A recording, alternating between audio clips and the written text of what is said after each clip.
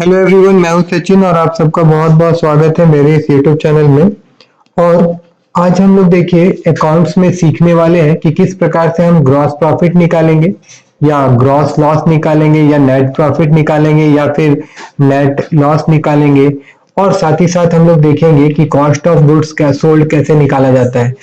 मैं ऐसा कह दूं कि फर्स्ट ऑफ ऑल हम लोग को यही सीखना होगा कि कॉस्ट ऑफ गुड सेल कैसे निकालते हैं। ठीक है, तो गुड सेल निकालने के बाद ही हम क्या निकाल सकते हैं, ग्रॉस प्रॉफिट या फिर ग्रॉस लॉस। और उसके बाद ही हम आपका नेट प्रॉफिट या फिर नेट लॉस निकाल सकते हैं। ठीक है ना।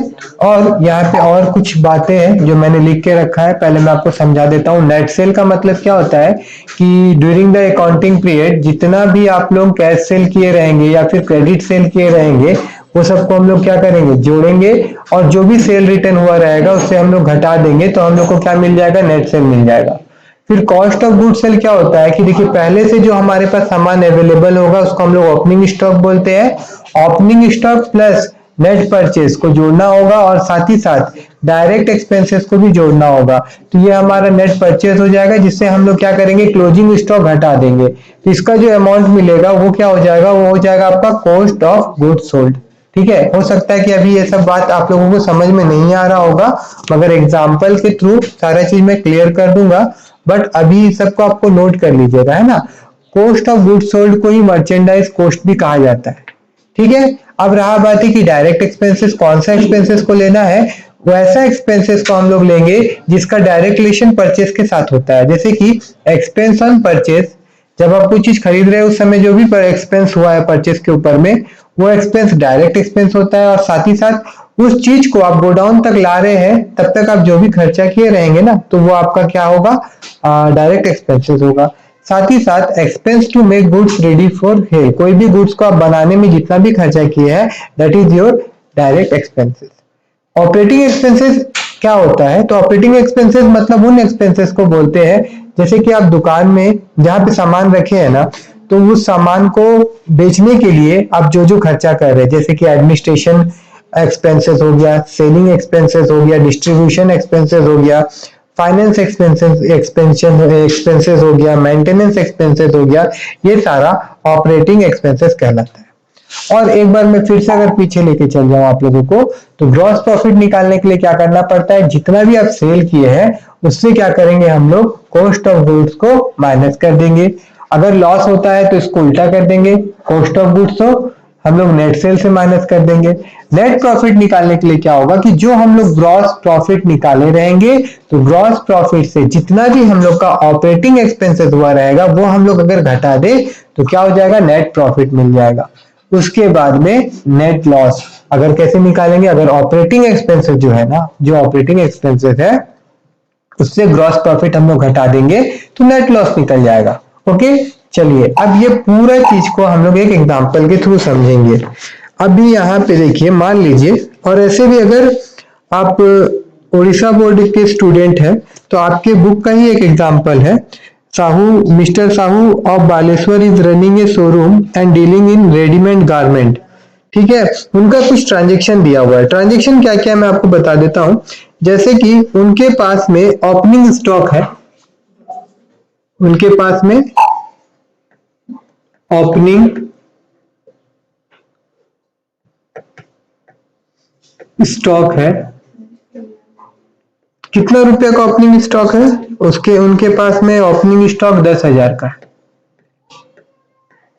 अब रहा बात है कि ये 10,000 का ओपनिंग स्टॉक, अगर आपको ओपनिंग स्टॉक नहीं समझ में आ रहा है तो मैं बता देता हूं। यहाँ पे देखिए, जैसे कि मैं यहाँ पे एक डेट लेता हूं, 1 अप्रैल 2021 से लेके 31 मार्च 2022, तो इसे हम लोग कहेंगे one accounting period. One accounting period, ठीक है। तो इस अकाउंटिंग पीरियड में जो भी हमारे पास सामान था वो क्या हुआ कि 31 मार्च तक बच गया। मान लीजिए कि 10,000 का सामान जो था वो बच गया। तो ये जो 10,000 का सामान बचा, ये इस अकाउंटिंग पीरियड का क्या कहलाएगा? क्लोजिंग स्टॉक कहलाएगा। क्या कहलाएगा? क्लोजिंग स्टॉक कहलाएगा। ठीक है। अब ये जो क्लोजिंग स्टॉक था, अब ये नेक्स्ट अकाउंटिंग पीरियड में ट्रांसफर होगा, जो कि 1 अप्रैल 2022 से शुरू हो रहा है। तो यही ओपनिंग स्टॉक यहां पे क्या कहलाएगा? सॉरी, क्लोजिंग स्टॉक यहां पे क्या कहलाएगा? ओपनिंग स्टॉक कहलाएगा। जो प्रीवियस स्टॉक बचा हुआ था वो इस ईयर का क्या हो जाता है? ओपनिंग स्टॉक हो जाता है। आई थिंक अभी आप सब समझ गए होंगे कि ओपनिंग स्टॉक किसको बोलते हैं और क्लोजिंग स्टॉक किसको बोलते हैं। ठीक है। ईयर का लास्ट में जो स्टॉक बच जाता है उसको हम लोग क्लोजिंग स्टॉक बोलते हैं उस ईयर में, और वही स्टॉक को फिर हम लोग नेक्स्ट ईयर में हम लोग बेचेंगे ना, उसको तो ऐसे फेक नहीं देंगे, तो उसको हम लोग कैसे मेंशन करते हैं? ओपनिंग स्टॉक के थ्रू मेंशन करते हैं। ठीक है। तो यहाँ पे जो क्वेश्चन था, यहाँ पे ओपनिंग स्टॉक कितना दिया हुआ था? 10,000 दिया हुआ था। और परचेज, फिर न्यू परचेज जो हुआ, नया परचेज जो हुआ पूरा साल भर में कितना रुपए का परचेज हुआ? 1,25,000 का परचेज हुआ। 1,25,000 का परचेज हुआ। ठीक है। उसके बाद में उसी समय इस 1,25,000 परचेज हुआ, और साथ ही साथ कुछ डायरेक्ट एक्सपेंसेस भी हुआ है। डायरेक्ट एक्सपेंसेस कितना का हुआ? डायरेक्ट एक्सपेंसेस जो हुआ वो आपका 1250 रुपया का हुआ था। ठीक है। और उसके बाद में फिर क्या हुआ था कि कुछ सेल रिटर्न भी आ गया था, दैट मीन्स परचेज रिटर्न भी हुआ था। तो मैं परचेज रिटर्न को यहां लिखूं तो ज्यादा अच्छा रहेगा। ये डायरेक्ट एक्सपेंसेस को मैं यहां से हटाता हूं, थोड़ा नीचे कर देता हूं। ठीक है ना। और यहाँ पे मैं लिख देता हूँ कि भैया परचेज हम लोग जितना किए थे तो कुछ परचेज हम लोग रिटर्न भी कर दिए थे। ठीक है ना। तो परचेज रिटर्न हम लोग कितना का किए? परचेज रिटर्न जो था, मतलब इस क्वेश्चन में दिया हुआ है कि परचेज रिटर्न 23,000 का हुआ है। 23,750 का हुआ है। सिर्फ 23,000 का नहीं, 23,750 का क्या हुआ? परचेज रिटर्न हो गया। और उसके बाद में फिर देखिए यहाँ पे क्लोजिंग स्टॉक भी दिया हुआ है। तो क्लोजिंग स्टॉक कितना दिया हुआ है? क्लोजिंग स्टॉक मतलब जो सामान बच गया। तो जो सामान बचा, ठीक है, वो कितना का बचा? वो 12,500 का सामान बच गया। ठीक है। उसके बाद में फिर और भी कुछ एक्सपेंसेस है, वो आपका ऑपरेटिंग एक्सपेंसेस है, तो उसको हम लोग बाद में देखेंगे। पहले हम लोग क्या निकाल लेते हैं? हम लोग कॉस्ट ऑफ गुड्स सोल्ड निकाल लेते हैं। तो मैं यहाँ पे लिख दूं कॉस्ट ऑफ गुड सोल्ड निकालने के लिए हम लोग को करना क्या पड़ेगा? हम लोगों को ओपनिंग स्टॉक में नेट परचेज को जोड़ना होगा।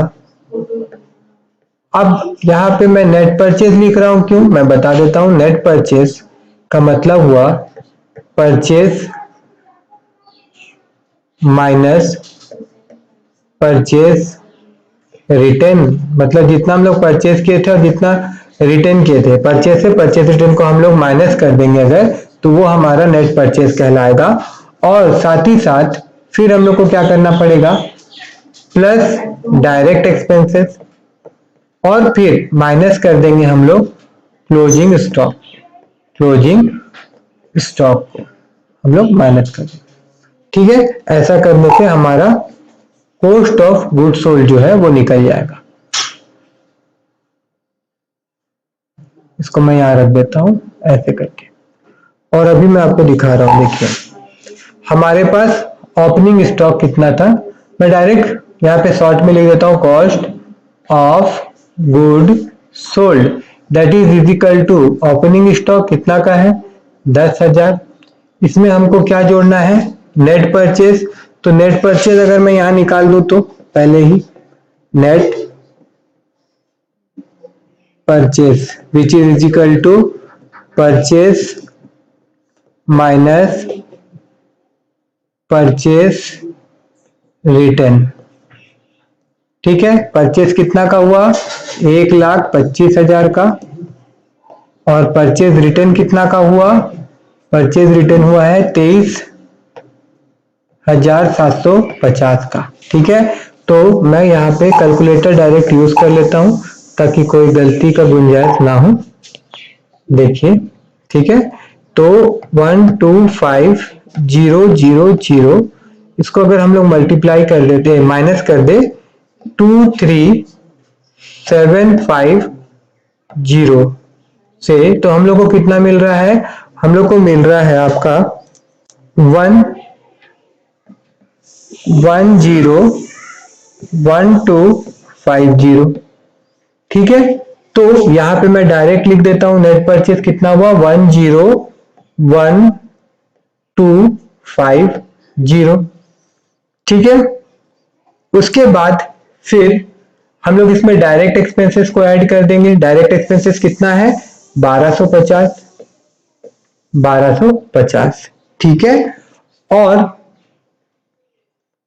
इसके बाद में हम लोग इससे क्या घटा देंगे, क्लोजिंग स्टॉक हम लोग माइनस कर देंगे। क्या माइनस कर देंगे, क्लोजिंग स्टॉक हम लोग माइनस कर देंगे। तो मैं नीचे लिख दूं अगर तो चलेगा, माइनस क्लोजिंग स्टॉक कितना है 12,500, 12,500। ठीक है, तो ये सबको देखिए, अभी यहाँ पे हमारे पास कितना था 10125, तो इसमें हम लोग को क्या करना होगा कि 10,000 हम लोग जोड़ेंगे ना, 10,000 हम लोग जोड़े नहीं है, तो यहाँ पे 10,000 अगर हम लोग जोड़ देते हैं तो ये अमाउंट इतना हो जाएगा, और इससे हम लोग क्या घटा देंगे, हम लोग 12,500 अगर घटा देते हैं, 12,500 घटाना था, यहाँ एक्स्ट्रा आ गया है 0। ठीक है, एक मिनट, कितना आया था हमारे पास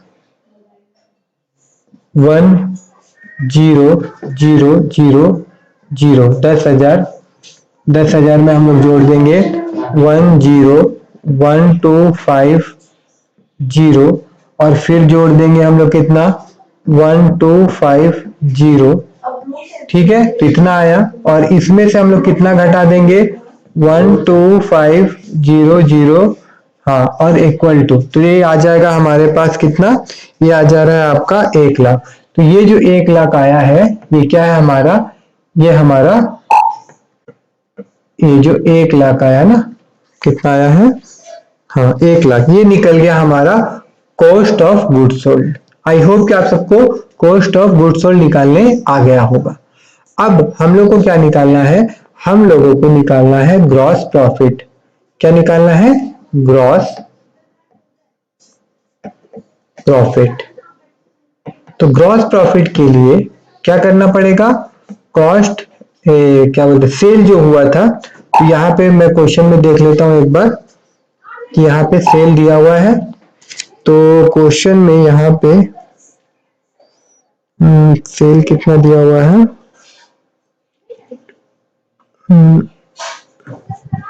ड्यूरिंग द ईयर,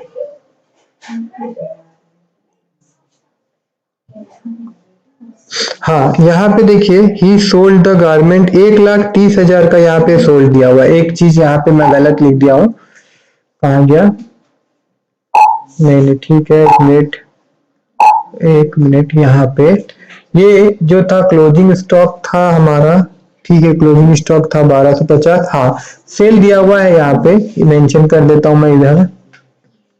देखिए क्वेश्चन में यहाँ पे सेल दिया हुआ है, कितना सेल दिया हुआ है यहाँ पे आपका, कहाँ गया, 1,30,000 का सेल दिया हुआ है।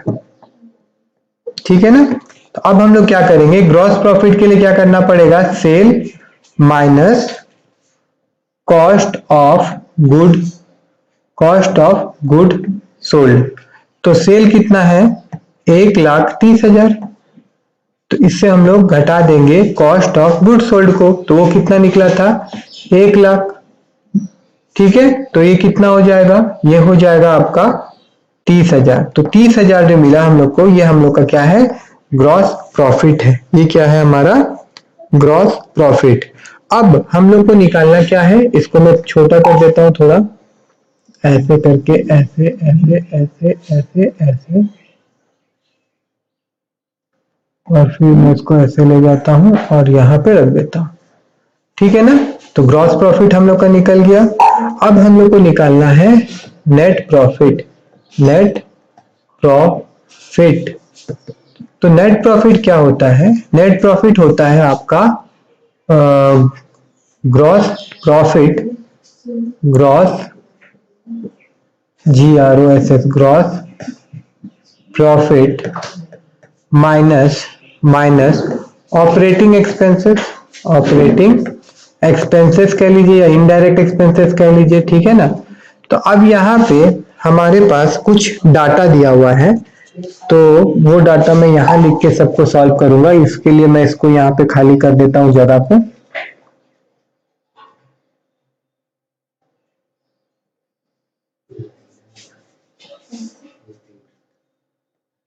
देखिए हमारे पास क्वेश्चन में और जानकारी दिया हुआ था, जैसे कि शोरूम का रेंट दिया हुआ था। शोरूम का रेंट दिया हुआ था 6000। उसके बाद में सेल्स गर्ल को सैलरी हम लोग दे रहे थे। सेल्स गर्ल सैलरी, मैं इसको SAL सैलरी कितना दिया जा रहा था? 7200 रुपया। और उसके बाद में एडवर्टाइजमेंट या पब्लिसिटी के लिए भी कुछ पैसा खर्चा किया गया था। एडवर्टाइजमेंट एंड पब्लिसिटी, पब्लिसिटी कितना रुपया? 2400 रुपया। तो ये सबको अगर हम लोग जोड़ दें तो ये हमारा क्या कहलाएगा? ऑपरेटिंग एक्सपेंसेस कहलाएगा। तो मैं यहाँ लिख देता हूँ ऑपरेटिंग एक्सपेंसेस, शॉर्ट में मैंने लिखा, आप पूरा लिखिएगा। तो ये कितना हो जाएगा? 0 0 और ये 6 हो जा रहा है, और यहाँ पे आपका हो जा रहा है 15, मतलब कि 15,600 रुपया का ऑपरेटिंग एक्सपेंसेस था। और ग्रॉस प्रॉफिट कितना हुआ था हम लोग का? ग्रॉस प्रॉफिट हुआ था 30,000, जिससे कि हम लोग घटा देंगे 15,600। तो जो नेट प्रॉफिट हम लोगों को मिलेगा वो कितना होगा? 14,400 रुपया। ठीक है, तो आई होप कि आप सबको ग्रॉस प्रॉफिट निकालना समझ में आया होगा, और आपका कॉस्ट ऑफ गुड्स सोल्ड निकालना समझ में आया होगा, और साथ ही साथ नेट प्रॉफिट निकालना समझ में आया होगा। अगर समझ में आया हो तो मेरे इस चैनल को सब्सक्राइब करना मत भूलिएगा और इस वीडियो को लाइक करिएगा।